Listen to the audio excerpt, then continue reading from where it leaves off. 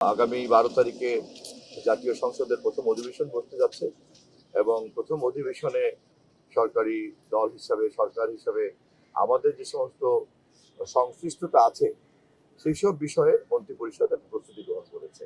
না, এখানে কোনো এই ধরনের কোনো আলাপ আজকে হয়নি। সংসদ অধিবেশনকে ঘিরে যে আলোচনাটুকু ওইটুকুই ছিল আলাপ।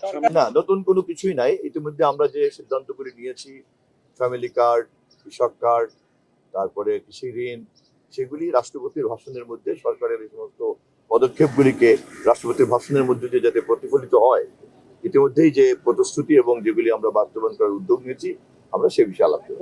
সংশ্লিষ্ট মন্ত্রণালয়গুলিকে মাননীয় প্রধানমন্ত্রী এই বিষয়ে ডাকবেন, অর্থমন্ত্রী সহ সংশ্লিষ্ট সকল মন্ত্রণালয়গুলিকে ডাকবেন, অর্থমন্ত্রী এবং বিদ্যুৎ মন্ত্রী সহ সকলকে নিয়ে বলবেন।